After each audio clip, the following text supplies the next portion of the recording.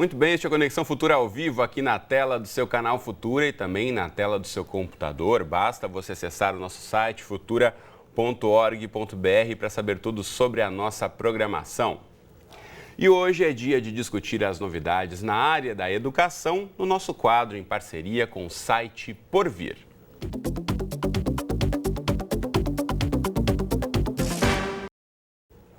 Aliás, falando nisso, aqui na nossa página do Futura na internet, eu vou mostrar para você, já tem uma reportagem especial compilando todas as entrevistas e as nossas pautas que fizemos em parceria com o Porvir ao longo de todo o ano de 2014.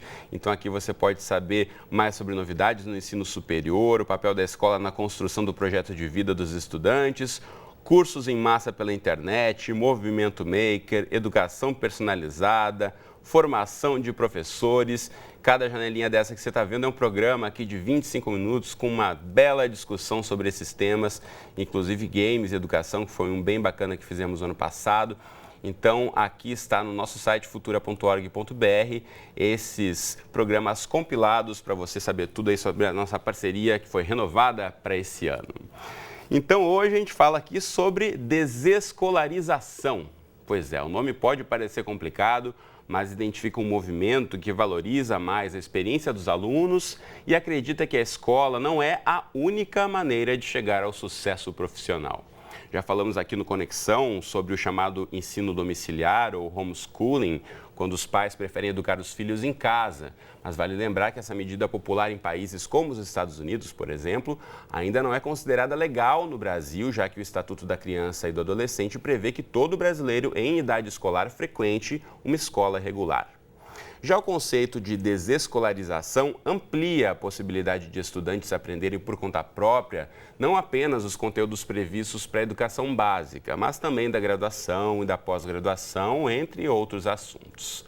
É um tema que provoca muita polêmica entre educadores, estudantes e instituições de ensino, então claro que você não pode perder e acompanhar aqui o nosso bate-papo. Para essa conversa, recebemos aqui no estúdio o André Gravatá, que é jornalista e doutorando informal. Tudo bem, André? Bem-vindo à Conexão. Tudo bem, obrigado, viu? E também conosco aqui no estúdio está a Maria Celi Chaves Vasconcelos. Ela é professora da Faculdade de Educação da Universidade do Estado do Rio de Janeiro. Maria Celi, bem-vinda à Conexão Futura. Obrigada. Bom, daqui a pouquinho a gente fala também com o Lucas Coelho, que é cofundador do Uncollege Brasil. Vai explicar um pouquinho para a gente o que é esse Uncollege. E ainda conosco, logo mais, a nossa parceira, a Tatiana Cliques, que é jornalista do site Porvir. E você em casa, como sempre, também é nosso convidado, então aproveite para tirar todas as suas dúvidas. Participe desta conversa mandando mensagens, comentários e opiniões para a gente pelas redes sociais. Você pode e deve participar aí, primeiramente, mandando a sua mensagem no nosso facebook.com/canal Futura Oficial. Aqui você já encontra esse post chamando a nossa entrada de hoje em parceria com o Porvir. Aqui você pode curtir, comentar, compartilhar e deixar registrada a sua questão. Ou ainda aproveite o Twitter, marque aí no nosso microblog, @Canal Futura é o nosso perfil e deixe registrada a sua questão. Ainda pelo telefone é outra opção, você pode ligar de qualquer parte do Brasil para o bom e velho 0 Operadora 21 2273 5020. Enquanto você manda o seu recado e começa o nosso bate-papo aqui com os nossos entrevistados, quero começar ouvindo do André. André, você é um jornalista e, como eu disse, um doutorando informal. O que quer dizer isso, afinal de contas? Então, o doutorando informal, esse nome, essa expressão, na verdade é um processo de educação pelo qual eu estou passando, que eu acabei criando com a intenção de entender que alternativas a gente tem, que alternativas a gente pode criar para a gente mesmo aprender o que a gente quer. Uhum. O formal seria o quê? Você passar num processo seletivo de uma universidade e fazer um doutorado, fazendo as disciplinas, tendo que escrever uma tese. Esse seria o processo normal, tradicional de um doutorado. Sim, e aí eu acho que tem que pontuar uma coisa bem importante, porque eu estudei na universidade, passei pelo jornalismo, passei alguns anos na universidade e reconheço que existe um valor muito grande na universidade, que a universidade é o lugar em que muitos projetos e pessoas interessantes, importantes, passaram por lá, muito já aconteceu. Uhum. Mas eu acho que o ponto principal da minha crítica, talvez que me levou ao doutorado informal, é essa percepção de que muita gente reconhece apenas um caminho. que é o caminho de você passar pelo ensino fundamental, médio, depois superior, contando graduação, pós-graduação, doutorado, etc, etc, como se fosse o único jeito de você, de alguma maneira, lapidar a si mesmo e absorver e se apropriar de conteúdo. Então, a minha questão é, como que a gente, num mundo que demanda, sim, outros caminhos, repensa esses caminhos e cria alternativas, possibilidades? E aí eu comecei a me inquietar sobre isso, comecei a falar com algumas pessoas que já me inspiravam muito e perguntei para elas se elas aceitariam ser minhas mentoras, se encontrar comigo com uma certa frequência para discutir alguns temas inicialmente que eram mais importantes para mim até o momento em que eu definisse exatamente o que eu queria pesquisar mais a fundo. E hoje em dia, na verdade, eu estou escrevendo um romance a partir dessa trajetória que se configurou com esses encontros, com muita leitura. E eu tenho compartilhado isso com várias pessoas que têm se inspirado também a buscar outras alternativas para a própria educação. Agora, uma questão que normalmente também, seguindo pelo processo formal, tradicional, você faz um doutorado na área de humanas, de exatas. Você tentou se enquadrar em algum formato ou você tem uma amplitude aí de assuntos que você se interessa ou você tem um foco único no qual você quer se especializar? Sim, sim. A minha preocupação, ela não é exatamente com uma metodologia ou até com a titulação. De novo, eu reconheço bastante o valor da metodologia e da titulação também. Elas existem por motivos que a gente pode passar horas aqui listando. Só que elas também sufocam muitas pessoas que não se enquadram nesses lugares. E aí o meu ponto é, eu estou tentando explorar um outro lugar e esse lugar ele não tem uma metodologia tão clara. Sem dúvidas, eu estou agora fazendo uma coisa muito clara, que eu estou escrevendo um romance de literatura, estou lendo muita coisa, estou conversando com várias pessoas e é um romance que tem um teor social muito grande, tem vários escritores que me inspiram porque passaram por esse lugar de questionar o contemporâneo, a sociedade em que eles estavam vivendo. Então tem um foco, tem um formato, mas não é nada, talvez esperado ou tradicional. O formatado tradicional que seria, se encaixaria numa universidade convencional, por exemplo. Agora, você falou aqui em questionar, né, o que está posto. Eu queria voltar um pouquinho no tempo e pedir para a Maria Celi, que é especialista nesse assunto da formação da escola, né? A gente tem a escola hoje em dia como essa instituição que a criança ali a partir dos 6, 7 anos já vai para a escola, finaliza ali o ensino fundamental, depois o ensino médio, e aí grande parte dos jovens querem ir para a universidade, depois a pós-graduação. Isso a gente conhece hoje em dia como se fosse desde sempre, mas nem sempre foi assim, né, Maria Celi? É verdade. Eu falava com você que a escolaridade, como a gente conhece, é um processo que se consolida no século XIX, mas que não era algo que o povo ou as pessoas de todas as classes sociais tivessem acesso. A escola tinha um público específico. E a escola era mais elitista, a escola era para poucos. Para poucos, mas também não eram as elites. Eram algumas pessoas que tinham acesso, até havia a ideia de asilos, de lugares para que as crianças fossem recolhidas. As elites, elas educavam seus filhos na casa. Por isso é que quando a gente vê até a literatura clássica, os romances, normalmente as heroínas, elas aprenderam em casa. Elas tinham professoras de piano, de línguas. Os tutores. Exatamente, os preceptores. E também de conhecimentos gerais. Então, aquele professor de português, de francês, que ia até a casa e ensinava. E por vezes, até residia na casa desses seus alunos, que eram os preceptores. Então, o que acontece? Essas elites, aos poucos, elas vão sendo seduzidas pela ideia da escolarização, porque a ideia da escolarização passa a ser um projeto tanto republicano como da própria monarquia, porque era uma forma de dar uma ideia de renovação no projeto educacional do Império. Então, o que vai acontecer naquele momento? As elites passam a também entender a escola como um lugar apropriado, desde que esse lugar também tenha características adequadas a elas. Por isso, a ideia até da construção das escolas-palácios, que a gente tem no Rio de Janeiro, algumas delas até hoje ainda existindo, como a Gonçalves Dias. E então, isso vai pouco a pouco seduzindo. Quando a gente entra no século XX, a escolarização, isso estou fazendo uma passagem rápida porque é muito mais complexo, a escolarização começa a ganhar contornos de obrigatoriedade. E aí, a cada Constituição, isso vai sendo cada vez mais pontuado, né? Na Constituição de 88, finalmente, é dito que a educação deve ser feita na escola com a frequência obrigatória. E que é direito do cidadão brasileiro ter o acesso à educação oferecida pelo poder público. A gente vai voltar um pouquinho a essa questão ainda, mas eu quero chamar agora um movimento que foi criado lá nos Estados Unidos, falando um pouco sobre essa coisa de dentro do espaço da escola, fora do espaço da universidade, que é o Uncollege, que já chegou aqui no Brasil. Eu vou aproveitar e mostrar rapidamente o site para você, que é o brasil.uncollege.org, Brasil com Z, vamos colocar aí na tela para você. Vou baixar um pouquinho aqui o site, enquanto eu falo que o programa pretende aí ajudar jovens a desenvolverem as capacidades de autoaprendizado. Para explicar para a gente como é que funciona essa iniciativa, a gente conversa agora então direto de Ilhabela, lá no litoral paulista, com o Lucas Coelho, que é fundador do Uncollege Brasil. Lucas, tudo bem com você? Bem-vindo à Conexão Futura.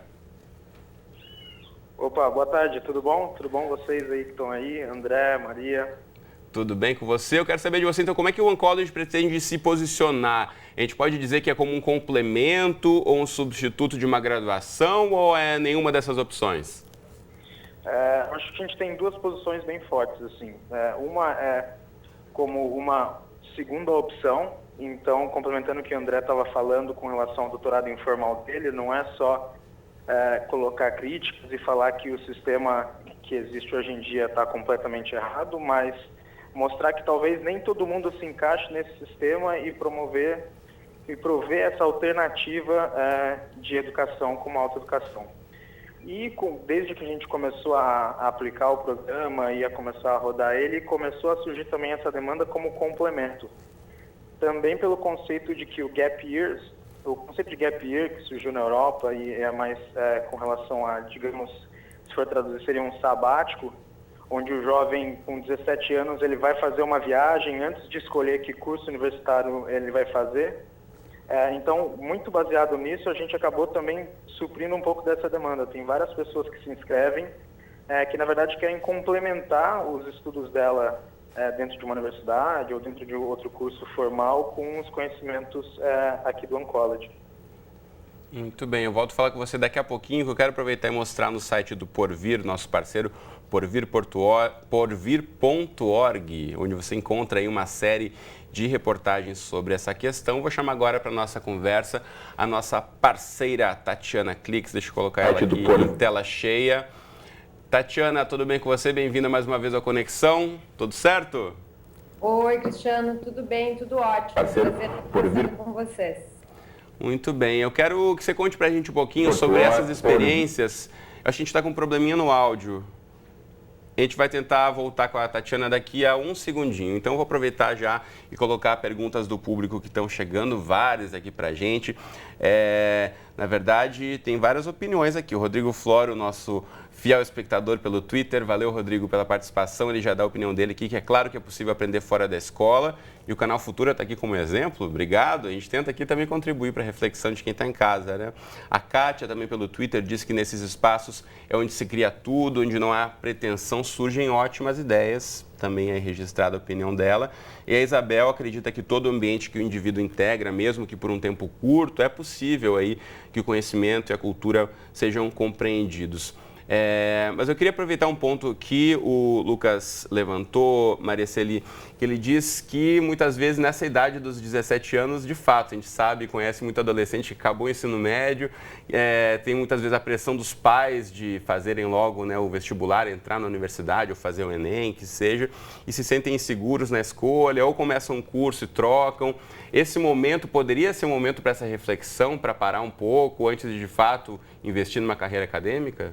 Sim, acho que isso é válido, é uma experiência que, até porque como a escolaridade cada vez começa mais cedo, praticamente você tem da infância e a adolescência um processo que não tem um intervalo. É direto, então, né? Entrou na escola, não para mais. É algo que seria até saudável que as pessoas, em determinado momento, entre essa fase de transição, de escolher uma carreira, pudessem parar para fazer algum tipo, digamos, até de reflexão ou viajar, né? Antigamente a gente tinha a ideia de intercâmbio. Eu acho que hoje isso tem uma outra conotação, mas penso que essa proposta que o André coloca é algo que seria interessante que as pessoas pudessem fazer, até para avaliar esse seu período escolar, que é sempre muito intenso, né? Muito bem, eu vou tentar agora chamar novamente a nossa parceira Tatiana Clix, que é jornalista do site Porvir, diretamente de São Paulo. Tati, você me ouve bem agora?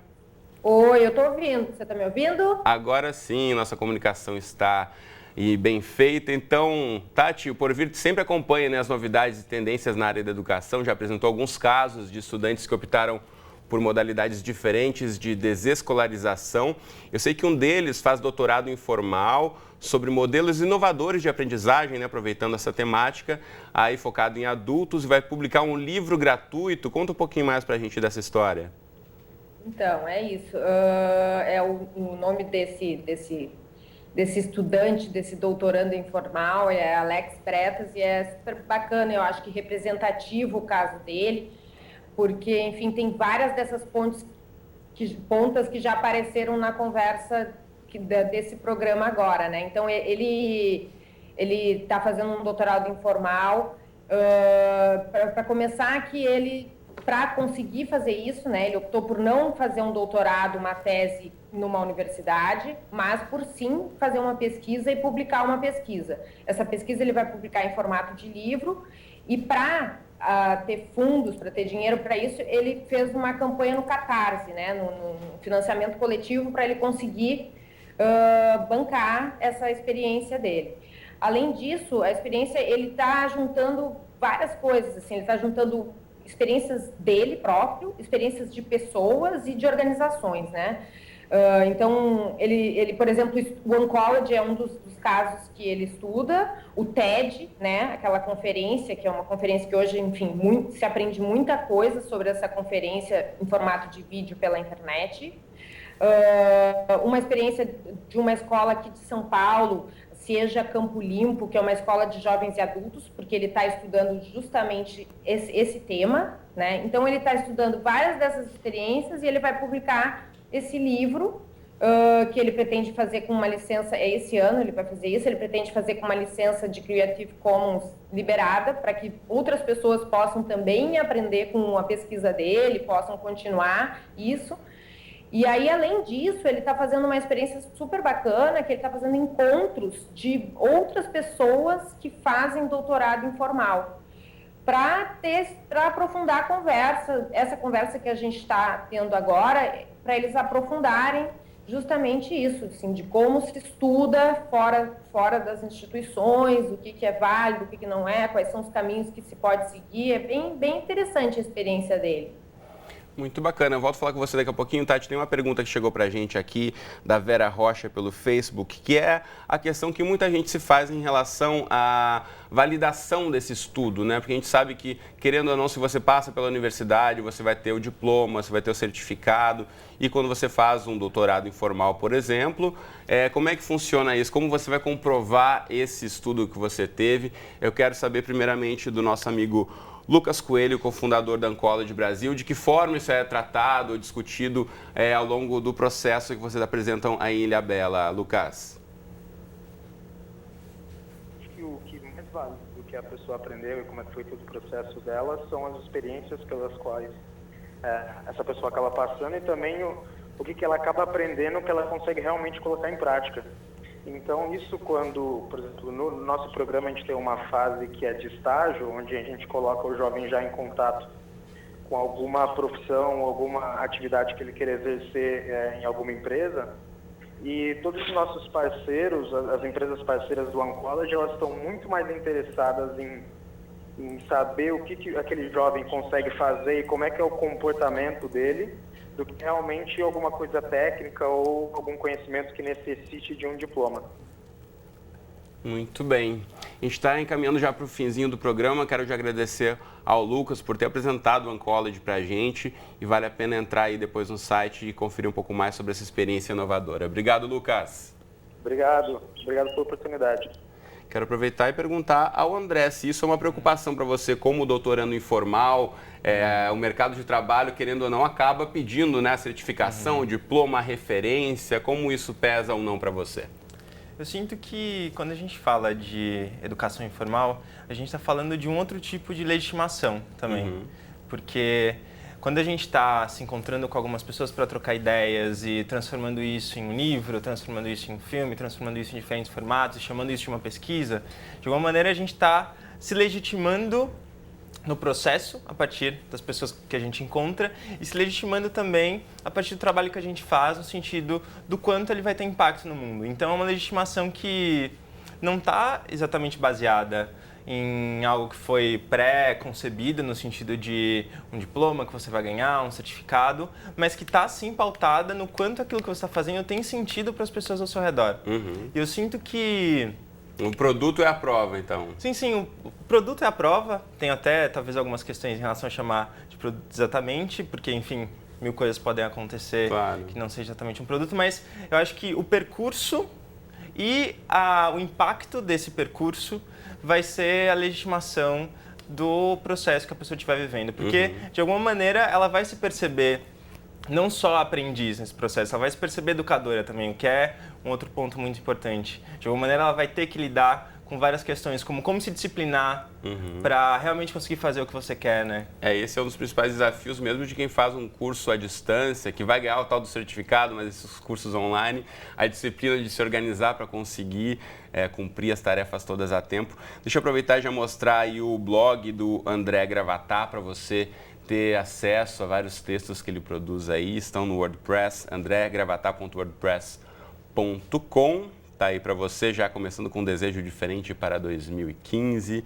e tantos outros textos que ele publica. Agora, Maria Celi, no meio acadêmico, o diploma é fundamental. Os títulos para você conquistar, galgar outros lugares na cadeia da carreira acadêmica são fundamentais. Né? Sem dúvida, até porque se produz...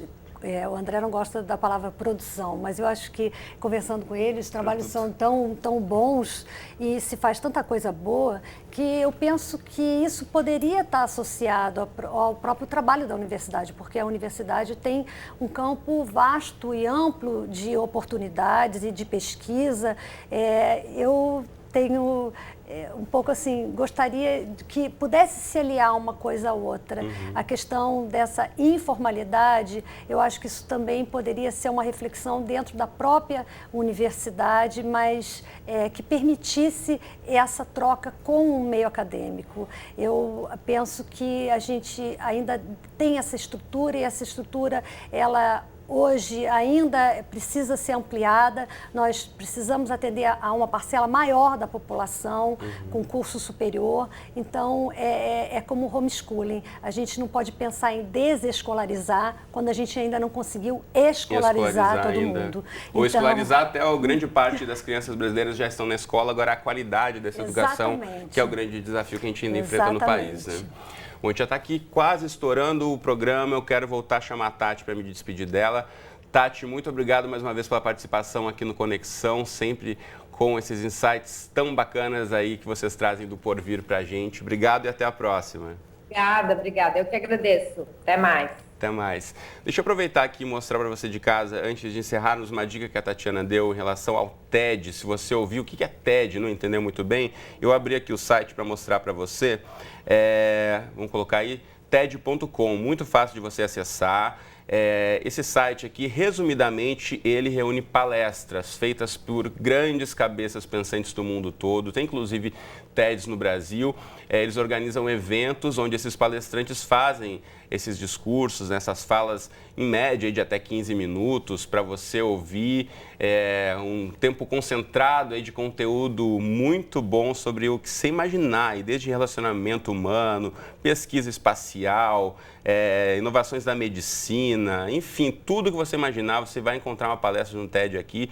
Eu já compartilho com vocês aqui que eu tenho um desafio de tentar assistir pelo menos uma palestra do TED por dia, porque com certeza amplia seus horizontes. Você não vai receber um diploma por isso, mas vai acrescentar muito para o seu conhecimento. Essa aqui que eu abri é a página em inglês, mas você consegue achar traduções ou legendas, ou mesmo as palestras em português. Acho que os nossos dois entrevistados aqui também compartilham dessa apreciação pelo TED, né? Uma boa dica para quem quiser buscar mais informações. Mas o nosso tempo agora já estourou, então Obrigado, André. Obrigado, Maria Celina. Obrigada. Foi um prazer recebê-los aqui. Obrigado, Cris. Então, seja com diploma ou não, estude, busque informação aí. Eu te espero aqui de segunda a sexta, ao vivo, 2h30 da tarde, nas nossas representações, 00:30 e 7h30 da manhã, ou então qualquer hora do dia e da noite, temos um encontro marcado lá no site do canal Futura. Um abraço para você e até a próxima.